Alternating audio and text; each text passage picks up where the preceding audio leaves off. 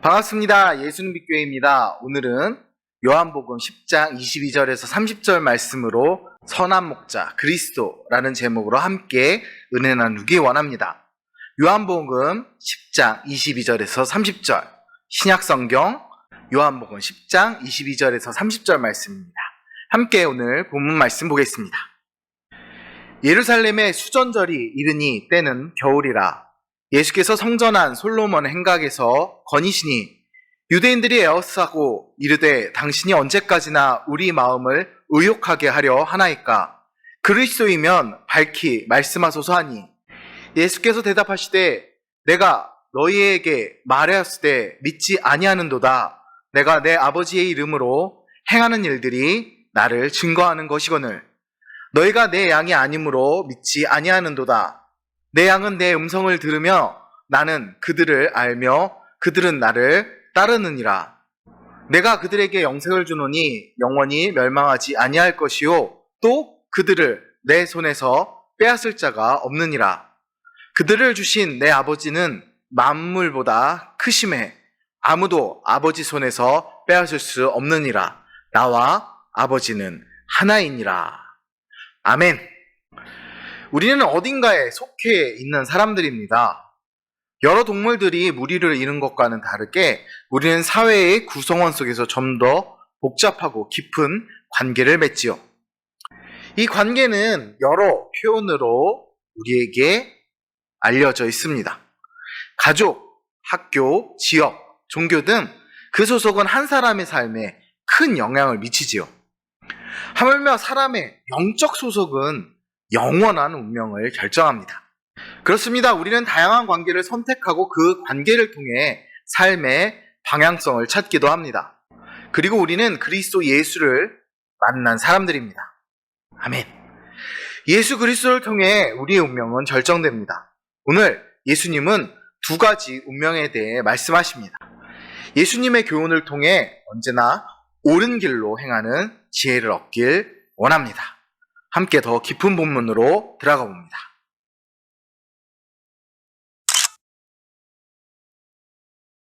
요한은 22절에서 장소와 시간적 배경을 밝히고 있습니다.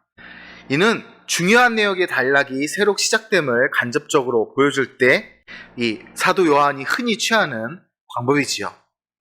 특히 수전절이라는 묘사에 이어 때는 겨울이라 라는 복층적인 설명을 덧붙인 것은 요한복음의 1차적인 독자라 할 수 있는 유대인 절기에 익숙하지 못한 이방인들을 위한 배려인 듯합니다. 예수님은 사역 초기에 주로 표적을 행하고 비유로 말씀하시면서 자신이 메시아 곧 구원자임을 직접적으로 밝히지는 않으셨습니다. 유대인들은 예수님이 많은 사람에게 메시아로 인정받으시면서도 속 시원하게 자신이 메시아라고 직접 밝히시지 않는 것에 불만을 표했지요. 그렇다고 그들이 예수님을 메시아라고 믿은 것이냐? 그것도 아니었습니다. 예수님이 자신을 메시아로 명확하게 밝히며 온갖 이유를 대어서 예수님이 메시아가 아님을 주장하여 민심을 호도하려는 의도가 있었습니다. 예수님이 자신의 정체성을 공개적으로 밝히시지 않은 것은 당시 대중이 원하던 메시아상과 관련이 있습니다. 그들은 메시아가 이 땅의 왕이 되어 정치적, 경제적으로 자신들의 소망을 이루어줄 것이라 기대를 했습니다. 예를 들어서 오병이어의 기적과 같은 엄청난 이적들은 식량 문제, 굶주림의 문제를 해결할 수 있는 메시아로서의 예수님을 나타내는 것이었죠. 그들의 입장에서 말이죠. 그러나 오병이어나 아니면 기타 여러 이적들이 결코 예수님이 정치적, 경제적 메시아가 되기 위해 이 땅에 오셔서 행하셨던 일이 아니라는 사실입니다. 예수님은 영원한 하나님 나라의 왕으로서 자기 백성에게 영생을 주기 위해 오신 메시아였습니다. 예수님은 사람들의 오해와 혼동 때문에 복음을 전할 기회를 잃게 되는 일을 예방하신 것입니다. 마태복음 16장 20절이나 마가복음 3장 12절에서 예수님은 때때로 자신이 메시아임을 오히려 밝히지 말라 제자들에게 경고하셨습니다. 예수님은 자신이 아버지의 이름으로 많은 일을 행하여 이미 메시아임을 드러냈으나 유대인들이 그리스도의 양이 아니므로 자신을 믿지 않은 것이라고 대답하셨습니다. 결국 제자들의 입으로 메시아이심을 자꾸 밝혀지게 되면 하나님의 영광을 가리울 수 있다 생각하셨기 때문입니다. 또 기타 여러 가지 구원을 이루는 그 과정에 당신의 정체성을 미리부터 드러내시고 한다면 진정한 구원의 의미가 혹시 가려지거나 퇴색될 수 있었을 거라 생각하셨겠지요. 예수님이 그리스도인 것을 거부하는 자들의 불신을 정죄하신 것입니다.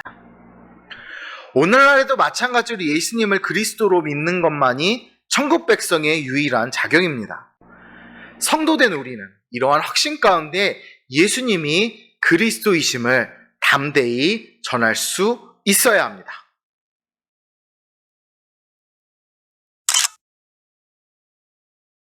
예수님은 양이 자기의 목자 음성을 듣고 따라가듯이 하나님의 양은 자신의 음성을 알아듣고 자신을 따르는 자들이라 말씀하셨습니다. 여기서 내 양이라는 표현이 나옵니다. 나의 양. 이 표현을 원어로 직역하면 그 양들 곧 나의 것들이라는 말입니다. 이 말씀은 나의 것이라는 것을 더욱더 강조하여 표현한 것입니다. 또한 이는 그리스도 예수와 우리의 친밀한 관계의 표현이지요. 그리스도인이 곧 선한 목자이신 예수님과 가까운 관계이며 그 관계 속에서 구원에 이르는 은혜가 있다는 것입니다. 그렇습니다. 목자가 자기 양을 푸른 초장과 잔잔한 물과 실만한 물가로 인도하여 풀과 깨끗한 물을 먹여 살리듯이 예수님은 당신의 양들에게 영생을 주셔서 영원히 멸망하지 않게 하신다 선포하셨습니다. 이는 자신을 믿는 자는 죽어도 살 것이고 살아서 믿는 자는 영원히 죽지 않을 것이라는 예수님의 말씀과 같은 의미입니다. 함께 요한복음 11장 25절 26절을 볼까요? 예수께서 이르시되 나는 부활이요 생명이니 나를 믿는 자는 죽어도 살겠고 무릇 살아서 나를 믿는 자는 영원히 죽지 아니하리니 이것을 내가 믿느냐? 아멘. 이 말씀에 항상 우리는 아멘으로 화답하기 원합니다. 자, 또한 예수님은 목자가 맹수들로부터 자신의 양을 목숨을 걸고 지켜 보호하듯이 예수님께서도 당신에게 속한 양들을 아무도 빼앗을 수 없게 지킨다 약속하셨습니다. 아무리 유능한 목자라 해도 양의 생명을 하나도 잃지 않고 지킬 수는 없을 것입니다. 그게 현실이지요. 인간의 한계이고요. 그러나 예수님은 만물을 창조하신 전능하신 하나님이 자신에게 그 양들을 주셨으므로 하나님이 그 양들의 생명을 하나도 잃지 않게 하실 것이라 보장하셨습니다. 실로 놀라운 은혜입니다.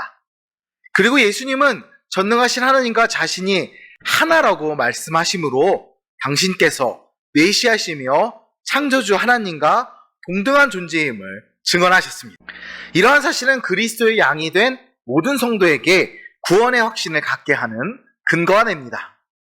로마서 8장 39절을 보면 높음이나 깊음이나 다른 어떤 피조물이라도 우리 주 그리스도 예수 안에 있는 하나님의 사랑에서 끊을 수 없으리라 라고 말씀하십니다. 아멘. 바울은 이 세상의 어떤 피조물도 그리스도 예수 안에 있는 우리를 하나님의 사랑으로부터 끊을 수 없다고 한 것입니다. 그리스도인 된 성도는 이 말씀 속에서 구원의 확신과 영적 담대함을 갖고 하나님 나라의 군사로서 세상과 싸워 승리해야 합니다.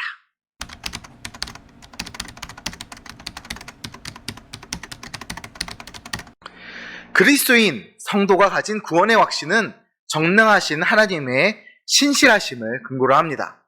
세상의 어떤 것도 그리스도 안에 있는 하나님의 사랑에서 우리를 끊을 수 없습니다.